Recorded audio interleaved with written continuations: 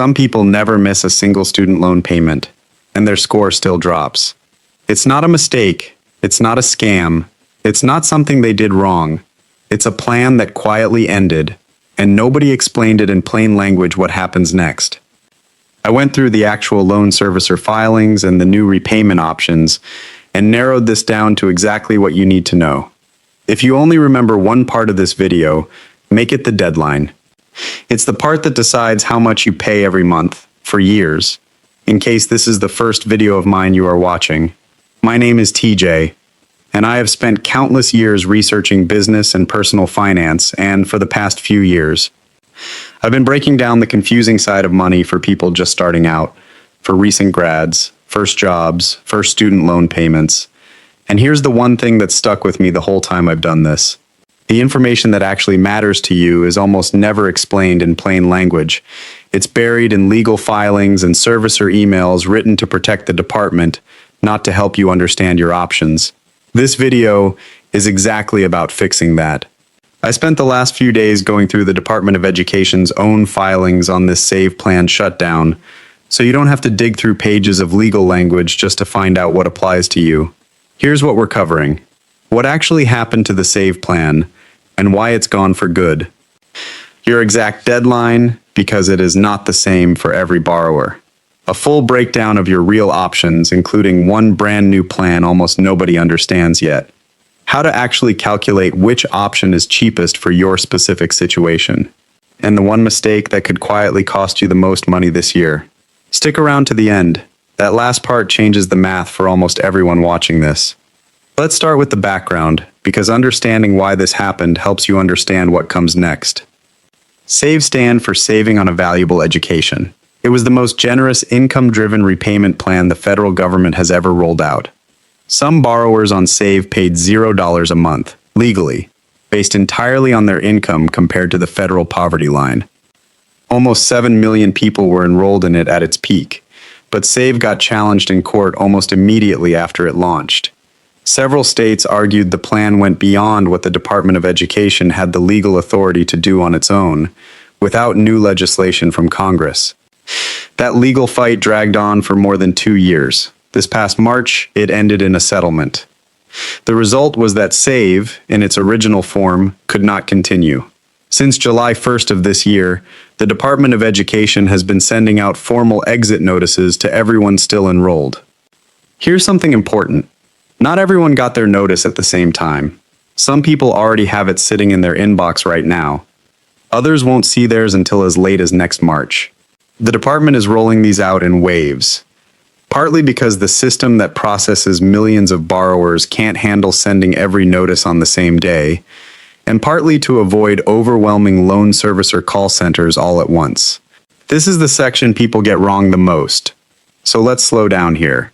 The moment you personally receive your exit notice, a 90-day countdown begins. That is not 90 days from today's date. It is not 90 days from when SAVE technically ended. It is 90 days from the date printed on your specific notice. This matters because two people on SAVE could have completely different deadlines depending on when their notice arrives. The department has confirmed that nobody will be forcibly removed from SAVE before September 29th at the absolute earliest.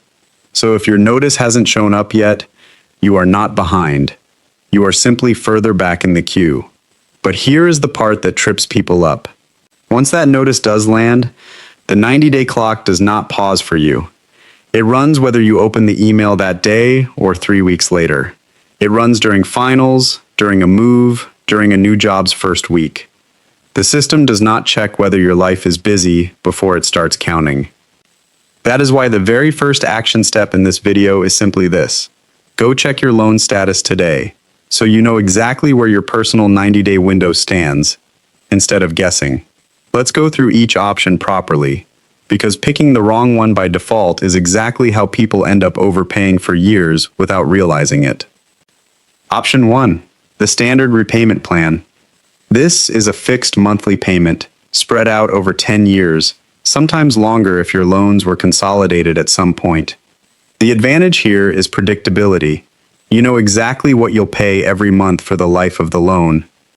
The disadvantage is that this plan typically produces the highest monthly payment of any option on this list, because it is not adjusted for your income at all. It only cares about your total balance and interest rate. Option 2. The new tiered standard plan. This one launched this July, replacing the old standard plan structure for many new borrowers. Instead of one fixed 10-year term for everyone, your repayment term adjusts based on how much you actually owe. Smaller balances might get a 10-year term. Larger balances can stretch to 15, 20, or even 25 years. The benefit here is that someone with a bigger loan balance gets more time to pay it off, which usually means a lower monthly bill compared to being forced into a strict 10-year standard plan regardless of balance size. Option 3. RAP, the Repayment Assistance Plan. This is the one almost nobody understands yet, because it is brand new and replaces the income-driven plans that used to exist under different names.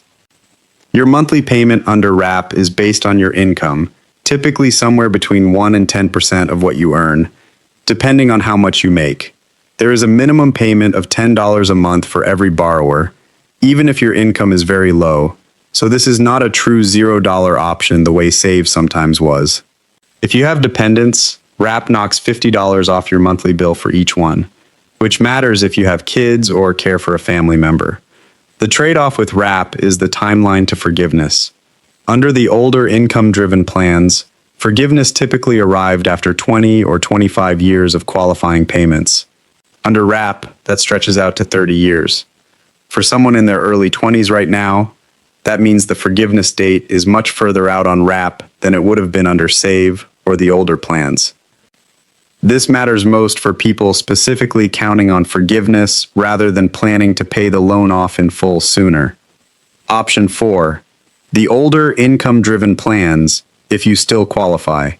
If your loans were taken out before this July, you may still have access to plans like income-based repayment. These are scheduled to phase out completely by 2028, so this option is temporary. But if you already qualify, it is worth comparing against RAP before switching, since the specific percentages and forgiveness timelines can differ.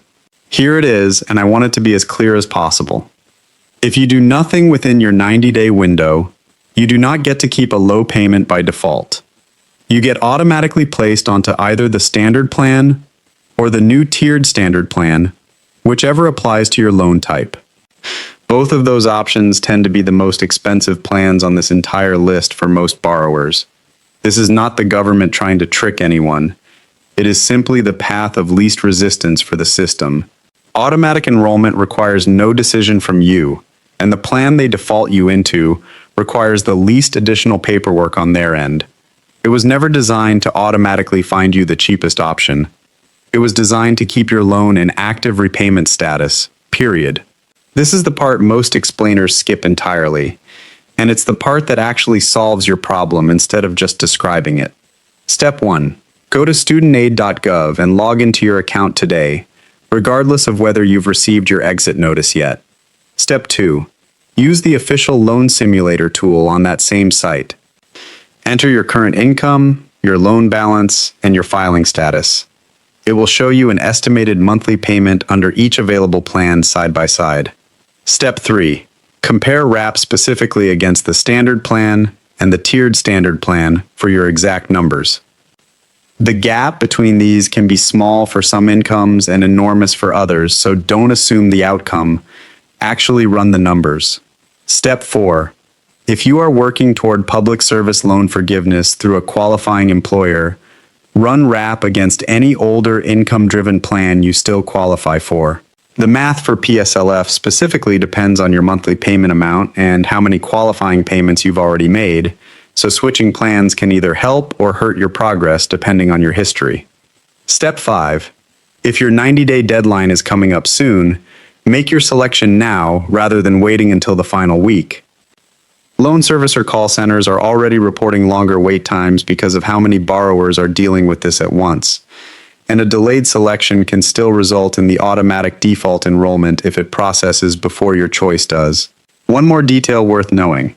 The government is currently offering a larger automatic payment interest rate discount than usual, up from 0.25% to a full 1% off your interest rate if you enroll in autopay on your new plan. That is a small action with a real compounding effect on how much interest you pay over the life of the loan. Let me walk you through two people. Their name is Mark and Josh. Both were 24 years old. Both graduated from the same spring. Almost identical loan balances, around $32,000 each. Maya received her exit notice in July. She read the subject line, felt a wave of overwhelm, and told herself she would deal with it later, once things settled down. 2 months passed. A new job started. She moved into a new apartment.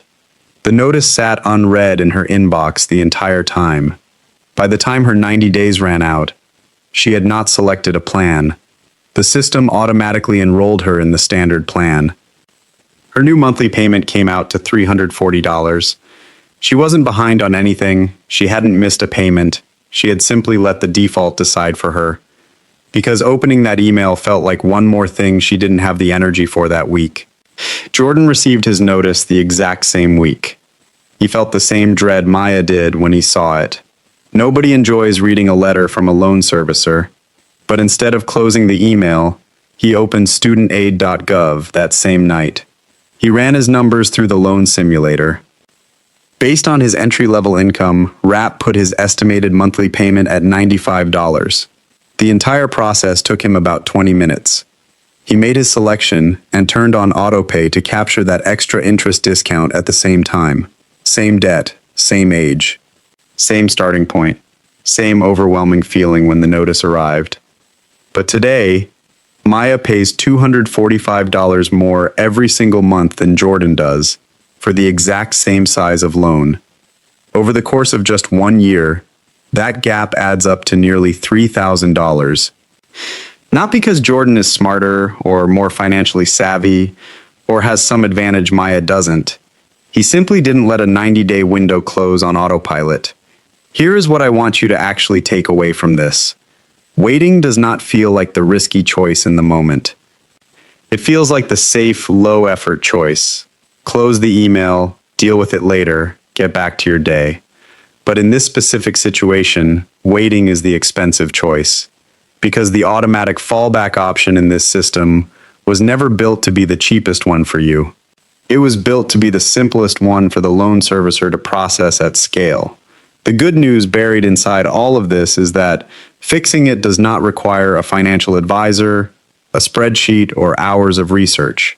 It requires about 20 minutes and a login you already have. If you have been putting off checking your loan status because the whole situation feels like too much to deal with right now, let this be the specific nudge that gets you to actually log in today. If this helped you understand what's actually happening with your loans, tell me in the comments which plan you're considering, or drop your question below if you're still working through the numbers. I will try to answer as many as I can. If you know someone who has been ignoring that save plan email sitting in their inbox, send them this video. It might genuinely save them a few $100s a month. And if you want more videos that break down the confusing side of money in plain language, hit subscribe. There's a lot more of this coming.